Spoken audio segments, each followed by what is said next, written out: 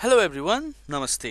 हामीले यो भन्दा अघिल्ला क्लासहरुमा इक्वेसन एन्ड इनइक्वालिटी सँग रिलेटेड भएर विभिन्न एक्जाम्पलहरु हेर्दै आइरहेका छौं।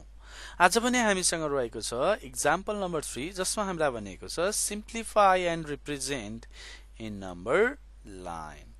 सो कसलाई भन्दा 3 - 2x is less than or equals to 9। So सबैभन्दा पहिला त मैले क्वेशनलाई कपी गरे भाइ बहिनीहरु। वी हैव हामीलाई दिएको छ 3 - 2x is less than or equals to 9।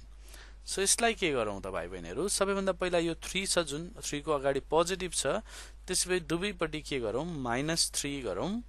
3 + 3 - 2x is less than or equals to 9 - 3। हामीले के गर्यौं दुईपट्टि -3 गर्यौं। अब यसको मतलब के हुन्छ त यो -3 र +3 यहाँ क्यान्सल भयो भने बाँकी के बस्छ हेर्नुस् त। हामीसँग बाँकी बस्ने भयो -2x is less than or equals to 6। अब के गर्नु छ त हेर्नुस् त हामीलाई चाहिएको x हो। x लाई त कसले मल्टिप्लाई भइरहेको छ -2 ले। सो के गर्नु पर्यो होला गेस गर्नुस् त। भेरी गुड, -2 ले डिवाइड गर्नु पर्यो। सो हामीसँग यतापटि 2x छ, यतापटि 6 छ पनि यसलाई पनि डिवाइड गर्नु पर्यो -2 ले, यसलाई पनि डिवाइड गर्नु पर्यो -2 ले।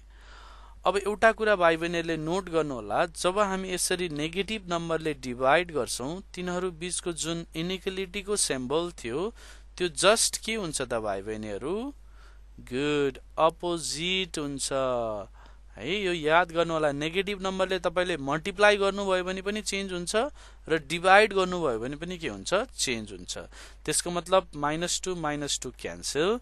सो यहाँबाट एउटा भ्यालु आउने भयो x is greater than or equals to -3।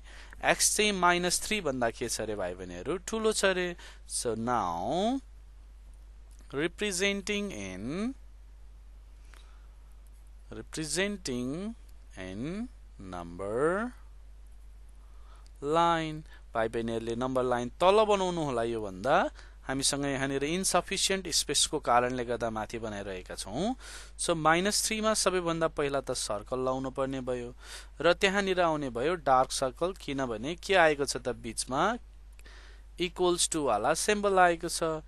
अब यहाँबाट त्यसो भए सिधा रेखा जाने भयो माथि। अब भन्नुस् त -3 भन्दा ठूलो भ्यालु लेफ्ट पट्टि बढ्छ कि राइट पट्टि बढ्छ। भेरी गुड, राइट पट्टि बढ्छ। त्यसो भए यो नम्बर लाइन जाने भयो यता।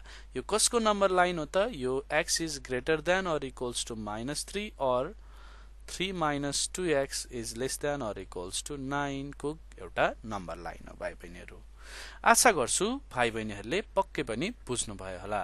यदि बुझ्नु भएको छैन भने फेरि यो क्लासलाई एकपटक राम्रोसँग अब्जर्भ गर्नुहोस्, अवश्य पनि बुझ्नु हुनेछ। धन्यवाद।